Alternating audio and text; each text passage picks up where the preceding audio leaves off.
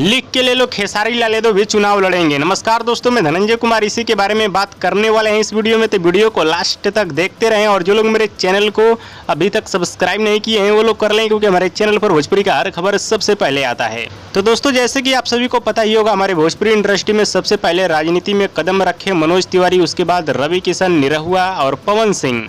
और इस वीडियो में मैं चिल्लर लोग का बात नहीं कर रहा हूँ, सिर्फ बड़े कलाकार लोग का बात कर रहा हूँ। और आप सभी को बता दूं, मनोज तिवारी जब पहली बार लोकसभा का चुनाव लड़े थे तो हार गए थे, और पहली बार मनोज तिवारी सपा पार्टी से चुनाव लड़े थे। वहीं बात की जाए रवि किशन के बारे में, तो रवि किशन भी पहली बार लोकसभा का चुनाव हार गए थे और पहली बार कांग्रेस पार्टी से चुनाव लड़े थे रवि किशन। और फिलहाल में मनोज तिवारी और रवि किशन भारतीय जनता पार्टी के सांसद हैं। वहीं बात की जाए दिनेश लाल यादव निरहुआ के बारे में, तो दिनेश लाल यादव निरहुआ भी पहली बार लोकसभा का चुनाव हार गए थे, दूसरा उपचुनाव जीते, और फिलहाल में दिनेश लाल यादव निरहुआ सांसद नहीं हैं। वहीं बात की जाए पवन सिंह के बारे में, तो पवन सिंह भी पहली बार लोकसभा का चुनाव हार चुके हैं, और पवन सिंह किसी पार्टी से चुनाव नहीं लड़े थे, बाकी लोग पार्टी से चुनाव लड़े थे। और आप सभी को बता दूं, 2029 लोकसभा चुनाव में खेसारी लाल यादव भी अपना किस्मत आजमाएंगे।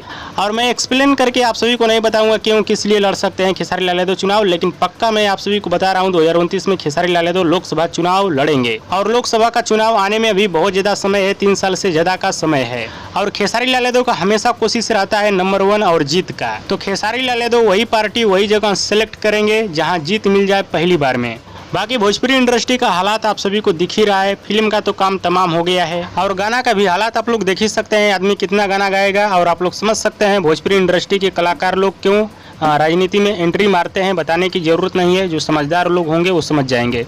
और दोस्तों, वीडियो पसंद आए तो ज़्यादा लाइक करें, कमेंट करें, शेयर करें, सब्सक्राइब करें। धन्यवाद दोस्तों।